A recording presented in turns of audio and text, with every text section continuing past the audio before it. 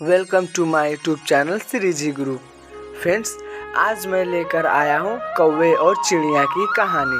तो आइए स्टार्ट करते हैं। फ्रेंड्स, एक समय की बात है जबकि एक बहुत बड़ा घना जंगल था। उस घने जंगल में कई सारे जानवर रहा करते थे। उसमें से एक चिड़िया और एक कौवा भी रहा करते थे। फ्रेंड्स, उस चिड़िया की बहुत सुंदर घर हुआ करती थी और कौवे जो कि एक घोंसला बनाकर रहा करता था। तभी एक समय की बात है जबकि बारिश, तूफान और आंधी तीनों एक साथ आया। और फिर क्या था, उस कौवे की घोंसला को एक बार में तहस नहस कर दिया। भरी बारिश में कौवा भीगने लगा। भीगने के कारण उसे काफ़ी ठंड लगने लगी और वह इधर उधर भटकने लगा। तभी उसे उस चिड़िया की घर नज़र आई। वहाँ गई और वह चिड़िया की घर खटखटाए तो फिर चिड़िया दरवाज़ा खोली। तो कौवे ने कहा, चिड़िया बहन, क्या थोड़ी देर के लिए मैं तुम्हारे घर में रुक सकता हूँ?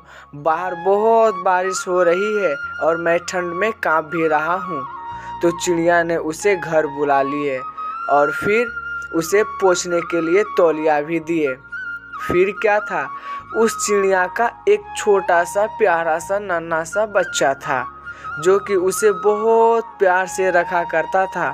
उसे तरह तरह का पकवान भी बनाकर खिलाया करती थी। तभी एक समय की बात है जब वह उस दिन अपने बच्चे के लिए खीर बना रही थी और खीर उतरने ही वाला था कि वह नहाने के लिए चली गई। लेकिन इस बीच एक दुर्घटना घट गई। उस खीर की महक बहुत खुशबूदार थी जो कि बहुत दूर तक फैल रही थी और इसकी खुशबू से उस कौवा बच नहीं पाए और उसके पीछे पीछे चिड़िया के किचन तक चले गए। फिर क्या था, उस खीर को देखकर कौवे के मुंह में पानी आ गया और वह अपने आप को रोक नहीं पाया और वो सारी खीर खा गई।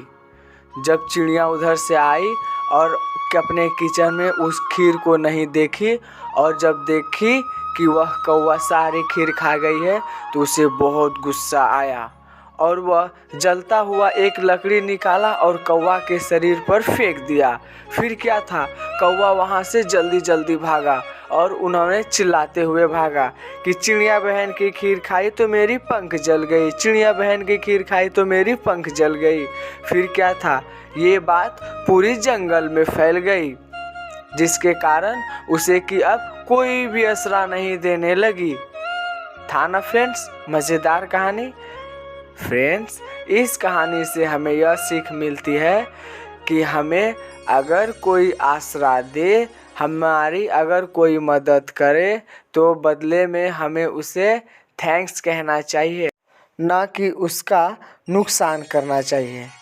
Thank you friends.